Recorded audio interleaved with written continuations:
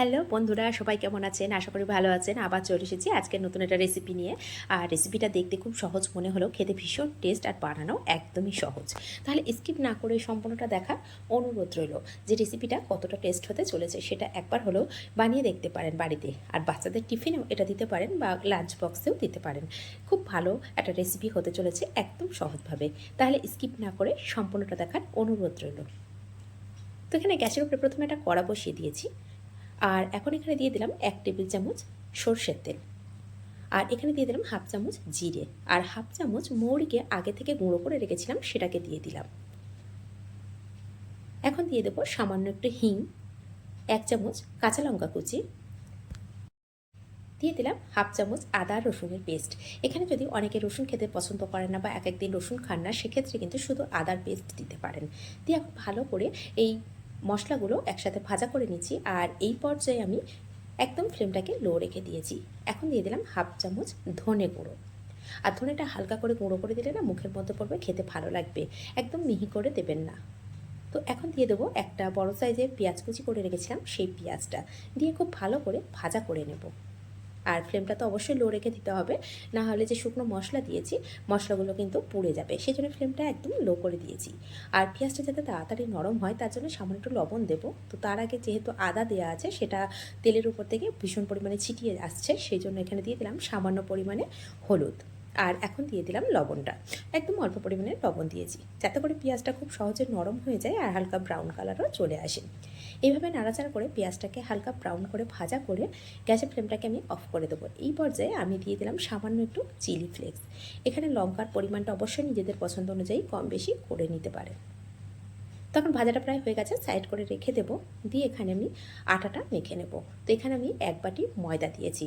আর যেটা দিয়ে মেজারিং করবেন সেটা কিন্তু একটাই নেবেন।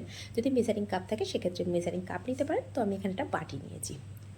আর 1 কাপ আটা দিয়ে দিলাম। আর দিয়ে এখানে ছোটো চা চামচের 5 চামচ বেসন দিয়ে দিয়েছি। এর জন্য না ময়দা মাখাটা এত সুন্দর সফট হবে না, বলে বোঝানো যাবে না। একবার হলে এভাবে বাড়িতে বানিয়ে দেখতে পারেন। আর এখন আমি দিয়ে দিলাম স্বাদ অনুযায়ী লবণ। আর হাফ চামচ আমি এখানে জোয়ার নিয়েছিলাম, নিয়ে হাত দিয়ে একটু ঘষে দিয়ে দিলাম। দিয়ে সমস্ত উপকরণগুলো খুব ভালো করে মিশিয়ে নিয়েছি।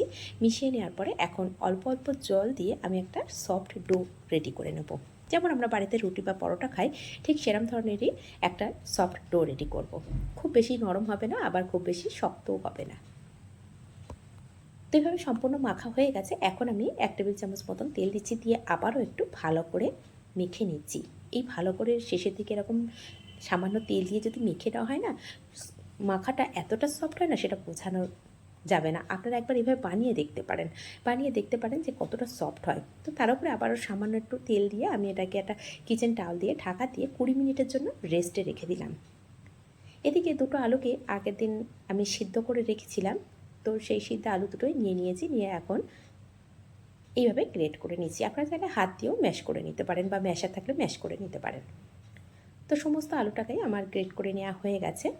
এখন এর মধ্যে আগে যে মশলাটা রেডি করে রেখেছিলাম না, সেই মশলাটা দিয়ে দেবো। আর এই মশলাগুলোর জন্য এই আলুর পরোটাটা এতটা টেস্ট হয়, বিশ্বাস করুন। একবার যদি বানান তাহলে এর ফিদা হয়ে যাবেন। একবার হলেও বাড়িতে বানিয়ে দেখতে পারেন এইভাবে। তখন সমস্ত মশলাটাই যেটা ভাজা করে রেখেছিলাম সেটা দিয়ে দিলাম। এখন দিয়ে দিলাম সামান্য একটু গরম মশলা, সামান্য একটু চাট মশলা, আর এখানে দিয়ে দিলাম হাফ চামচ কাসুরি মেথি হালকা করে গুঁড়ো করে দিলাম। আর 3 টেবিল চামচ এখানে দিয়ে দিয়েছি ধনেপাতা কুচি। একটু ধনেপাতার কুচি পরিমাণটা যদি একটু বেশি দেওয়া হয় না, ভীষণ টেস্ট লাগে। আবারও বলছি, বাড়িতে একবার হলেও এভাবে বাড়িতে বানিয়ে দেখতে পারেন এই আলুর পরোটাটা। আমরা তো এক এক সময় এক এক রকম বানিয়েই থাকি, আর যারা গৃহিণী আছেন তারা তো এক এক সময় এক এক রকম বানাতে পছন্দও করেন। তো এক একদিন এক রকম খেতেও ভালো লাগে। তো এইভাবে বাড়িতে বানিয়ে দেখতে পারেন। আর সবশেষে আমি কিন্তু এখানে লবণ দিয়েছি। লবণটা স্বাদ বুঝে দিতে হবে। যেহেতু যখন পেঁয়াজটা আমি ব্রেস্তা করছিলাম বা কালার করছিলাম, ভাজা করছিলাম, সেই সময় কিন্তু সামান্য লবণ দেওয়া ছিল। এখন আলুটাকে সাইড করে রেখে আবারও ময়দাটাকে আমি নিয়ে নিলাম। নিয়ে এখানে আমি লেচি করে নেব। যদি পরোটাটা একটু বড় করতে চান সেক্ষেত্রে লেচির পরিমাণটা একটু বাড়িয়ে নিতে পারেন। আর যদি মনে করেন ছোটো ছোটো পরোটা করবেন সেক্ষেত্রে লেচিটা একটু ছোটো করে নিতে পারেন। তো এখানে আমি মিডিয়াম সাইজেরই লেচি নিয়েছি। নিয়ে এখন রুটি বেলে নেব একদম পাতলা করে। আর পরিমাণটা খেয়াল রাখবেন, 1 বাটি আটা, 1 বাটি ময়দা আর 5 চামচ বেসন। তো এখন বেলা হয়ে গেছে, রুটিটা এর মধ্যে সামান্য একটু তেল দিয়ে দিচ্ছি। আর আমি 2 রকমভাবে বানানো দেখিয়ে দিচ্ছি, দুটোই কিন্তু ভালোভাবেই বানানো যায়। এইটা একটু সময় লাগে, যেটা প্রথমেই বানিয়ে দেখাচ্ছি আমি। আর দ্বিতীয় একটা পদ্ধতি দেখিয়ে দেবো আপনাদেরকে, সেটা একদমই সহজভাবে, হাতে কম সময় থাকলে এইভাবে বানিয়ে নিতে পারেন। তবে অনেক সময় অনেকে বলেন যে পরোটাটা ফেটে যায়, তো এইটা প্রথমে যেটা বানাচ্ছি না, এভাবে বানালে পরোটাটা একদমই ফেটে যায় না বা পুর কোনো দিক দিয়ে বার হয়ে যায় না। তো এখন 2 চামচ এখানে আমি আলুর পুর দিয়েছি, দিয়ে এইভাবে ভাঁজ করে দিচ্ছি। সেটা একটু খেয়াল করলে ভাঁজটা বুঝতে পারবেন।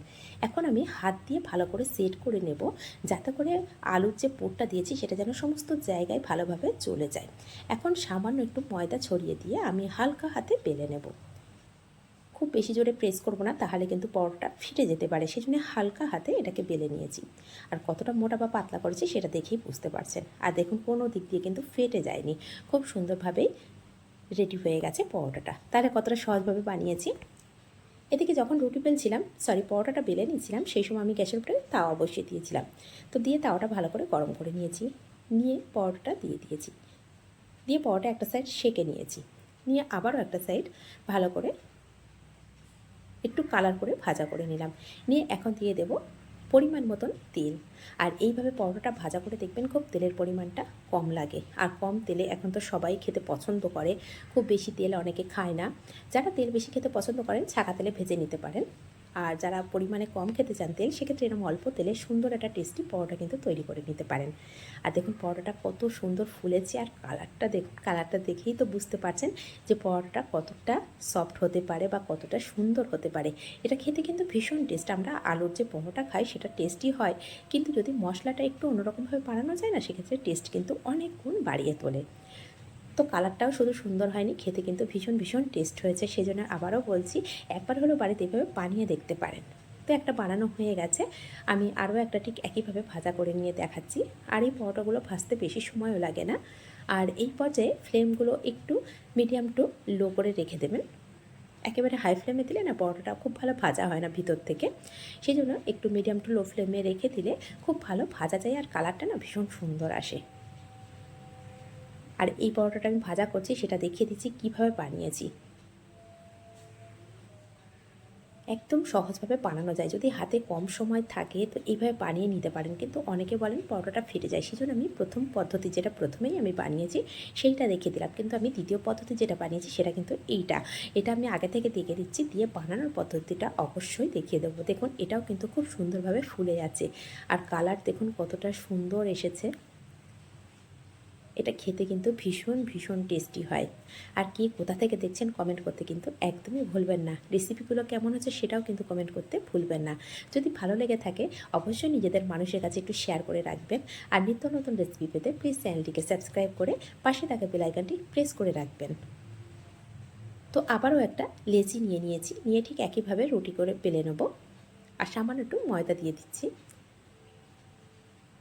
দিয়ে খুব ভালো করে পাতলা একটা রুটি বানিয়ে নিচ্ছি। রুটি বানানোর পর এই রুটির মধ্যে আমি সামান্য একটু তেল দিয়ে দেবো, খুবই সামান্য, বেশি পরিমাণে তেল দিচ্ছি না। দেখুন 2-4 ফোঁটা তেল দিয়েছি, দিয়ে ভালো করে সমস্ত পরোটাটার মধ্যে আমি লাগিয়ে নিলাম। নিয়ে এখন যে পুর রেখেছিলাম না, পুরটা এখন 2 চামচ আমি দিয়ে দেবো। আর পুরের পরিমাণটা একটু খেয়াল করতে পারেন, খুব বেশি কিন্তু দিচ্ছি না, খুব বেশি দিলে না পরোটা ফেটে যেতে পারে, আবার কম দিলে টেস্ট আসবে না, সেই জন্য পরিমাণটা একটু বুঝে দিতে হবে। তো আমার চামচটা একটু বড় ছিল বলে আমি কিন্তু 1.5 চামচ করে ব্যবহার করেছি। দিয়ে ঠিক একইভাবে হাত দিয়ে একটু সেট করে নিলাম প্রথমে, যাতে করে সমস্ত ভিতরের আলুটা পরোটার সমস্ত সাইডে ঠিকঠাক চলে যায়। তারপরে আমি হালকা করে বেলে নিচ্ছি। আর বেলার সময় একটু খেয়াল রাখতে হবে, খুব হালকা হাতে বেলে নিতে হবে। ঠিক একইভাবে এই পরোটাটাও দেখতে পাচ্ছেন, প্রত্যেকটা পরোটা, শুধু এই পরোটাটা না, প্রত্যেকটা পরোটা কিন্তু আমি দেখিয়ে দিচ্ছি খুব সুন্দরভাবে ফুলে যাচ্ছে। আর এখানে দেখুন একটু খুন্তি লেগে ছিঁড়ে গেছে, তারপরেও কিন্তু পরোটাটা সুন্দরভাবে ফুলে যাবে। সেটা কীভাবে ফুলছে সেটাও কিন্তু দেখিয়ে দিলাম। তাহলে রেসিপিটা কেমন হয়েছে অবশ্যই জানাবেন, কমেন্ট করবেন। আর পরোটাটা দেখুন কতটা সফট হয়েছে।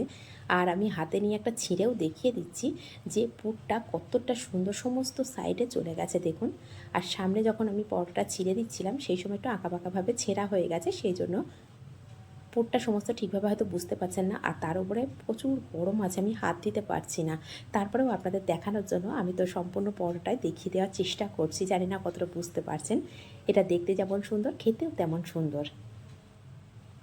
একবার হলেও বাড়িতে এইভাবে বানিয়ে দেখতে পারেন। আর কোথা থেকে দেখছেন অবশ্যই কমেন্ট করবেন। আর আপনারা দেখছিলেন সিমতাজ কিচেন।